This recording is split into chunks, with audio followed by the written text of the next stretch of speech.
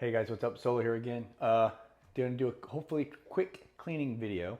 I'm gonna go over the components that I use to clean, which products and why, and then the process that I go through when cleaning my rifle. I am just going to clean carbon today, but I will explain what I do when I do copper as well. Just two extra steps. And then what the reasoning why I do it in the procedure that I do it. Like I said, I got the Gymland Sniper Cup coming up here in the next couple of days, so this will be my final clean before we foul her up and then we run her hot and ready to roll. So without further ado, let's jump over to the products that I chose to clean my rifle with.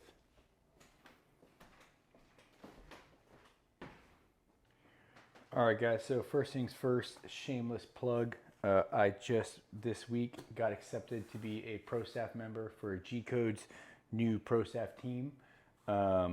So you're going to see me using a lot of the G Code products if you didn't already notice the shirt and the hat. So I have transitioned my cleaning kit over to the contact chest rig system bag. It works out perfect as like a field kit slash easy storage compartment as far as like size and carrying everything that I need without being excessive. I used to do Pelican cases, but they're a real pain in the ass to travel with because of how much they weigh. So just reduced my signature and my weight as far as travel goes significantly. Before I open her up, I'm gonna go with the first couple of things we got here. Obviously a Dewey rod. I don't care what Dewey rod you use. This particular one is a Tetra Gun Dewey rod. It's a 36-inch 22 cal because I'm running it for my 6.5 Creedmoor. And I honestly can't even remember. I believe this is a Pro Shot bore guide, universal one. Basically, you can adjust it to whatever you need to fit, whether long action, short action. And then it comes with a couple different variations of attachments based off of bigger caliber, smaller calibers. Then obviously I'm running my fix-it stick kit as always. Got my levels in here, all my tools that I need basically to pull the rifle apart to clean it. Now getting into the nitty gritty. I got an assortment of rags. Obviously, you always need those to clean up after yourself and not have a mess. I keep my copper cleaners in the rags because I've noticed that for some reason all the copper cleaner bottles, no matter what the brand they are, like to leak. The two that I go with, basically I use the same two products. I'm either using Impro 7 or I'm going to be running Hops Black. Those are the two primary ones I use. Basically, I have been using Impro 7 since I was a young devil pup in the Marine Corps, young sniper. I got turned on to them. I really liked their products, so I just stuck with them. Hops Black, when I ran out of Impro 7, I pulled up Hops Black because I was at Mountain Sniper and I needed something for the extreme weather. So those are my two copper solvents. And then I've got the Hops Black High Precision Oil to lube the gun up. I will say I don't use the precision oil as much, seeing as how I have now turned over to gun grease. So right now I'm using Impro 7 synthetic gun grease. It's been working out really, really well. And then before I get into those, then I've also got the spray precision oil that comes with this little fucking straw. But primarily I'm gonna be running that gun grease, but I have that as a backup if I need it. And then my two, again, primaries, I got the high performance gun cleaner, which is the carbon cleaner. And then I've got Impro 7's gun cleaner, which is also the carbon cleaner. These are all the cleaning solvents that I use. I don't use anything else unless I'm going with the suppressor, but usually the suppressor is just warm soapy water, but I'm not cleaning the suppressor today. Okay, and then I just use an assortment of Q-tips. These ones happen to come from this Mil-Spec Plus. I don't really care what you use. These are just the ones that I happen to have today because they haven't run out yet. Same thing with patches, right? I've got Hops patches, Montana Extreme patches. It doesn't matter as long as you have patches to run your solvents through. Those are just the ones that I have because they were in stock when I bought them. Then I've got all my different jags. So these are all different calibers of jags. Obviously I primarily just use the ones that I need, but it came in a cool little case that I can hold on to, that Tipped In came with, and it works really, really well because it keeps me from losing my shit. And then I've got another jag and an eyelid if I need to use the eyelid for whatever reason, if I choose to use that over the jag. Then I've got my bore brushes. These ones are my 6.5 bore brushes. I run 45 caliber or 45/308 caliber chamber brushes. And then I've got a pack of 308s for when I'm cleaning my 308. But you can see that those are all clean because I haven't been running my 308 for a while. Then again, screwdrivers, just in case you never know when you need them. I've got these Pro Shot rods as well. These are rubber coated, basically 8-inch Dewey rods that I'll run in a power drill for my chamber. And then I've got these other ones which are put together. These are more for like the field scenario. Again, these are also 6.5 inch. I think that's 6 to 8. Sorry, 6.5 inch cleaning rods, and then like the little scraper tool, prodding tool to nick and chip carbon off that gets in the way.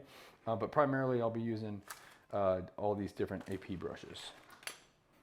All right, so first things first, I have to take my bolt out. So I got an old school bolt from Kelby's.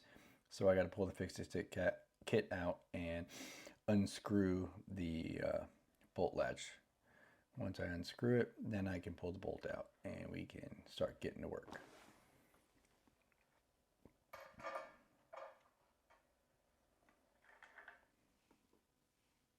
All right, so real quick from there, I'm gonna throw that bore guide in there. I'm gonna lock it in, and then I'm gonna just tighten it and make sure it's good, give it a quick check, and then I'm ready to rock and roll. All right, then we're gonna attach the bore brush, get that screwed in nice and tight so it doesn't come loose.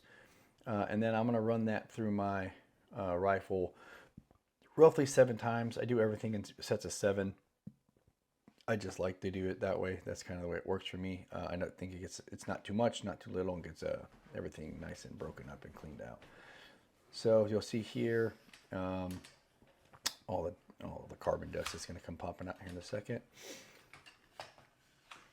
And then I'm going to do that, like I said, 6 more times. I'm not going to do every single pump here in the video just for the sake of time. But basically I'm trying to get all that stuff from inside the barrel outside and pop it out like that where it's nice and dusty.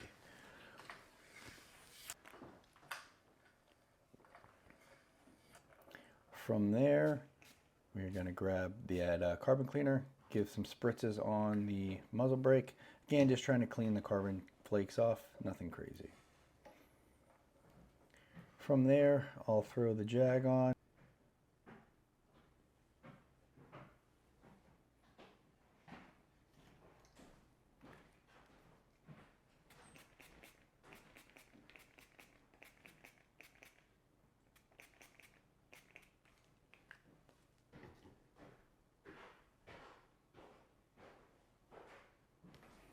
All right, and then just like we did with the chamber brush, like I said, or sorry, the bore brush, I'm gonna run these 7 patches through.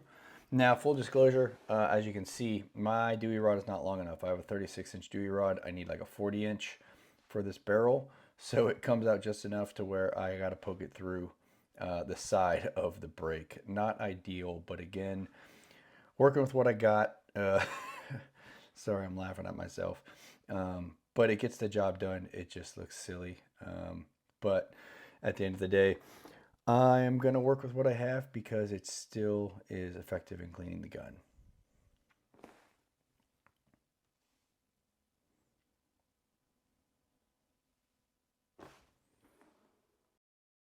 All right, so this technique, guys that are better than me showed it to me. I went to the sheepdog match and I was having issues with my bolt not locking down. Due to a carbon ring. So basically they showed me how to be better at cleaning. It's just getting it in there can be a bit of a pain in the butt, but then once it's in there,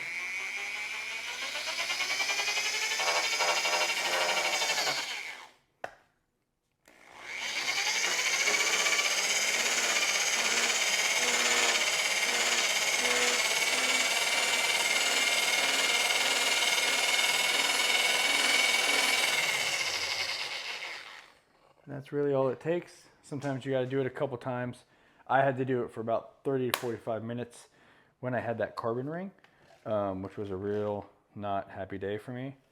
I'm not going to lie, but I learned a valuable lesson in gun maintenance. Again, I had shot 308s for 10 years. I'm fairly new as a 6.5, so I just didn't know what I didn't know. And I had to learn the hard way, apparently. All right, guys, I'm going to save you the pain of watching me put it all back together because it's going to take like 3 minutes, and I'm trying to keep this shorter than my normal 20-minute videos where I ramble. So again, take it apart so I get to the internals, and then I'm going to hit up the bore brush, 7 strokes, get all that stuff broken up and chewed up out of there. That will make it easier for me when I run my 7 carbon patches down the pipe to get all the loose stuff out and clear it out of the way. Now, if I'm going to do a baseline cleaning, that's where I would hit 7 copper right after that.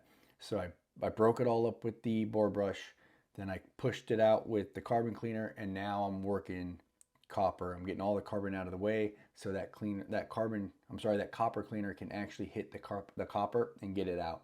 From there, I'm going to run a minimum of 7 dry.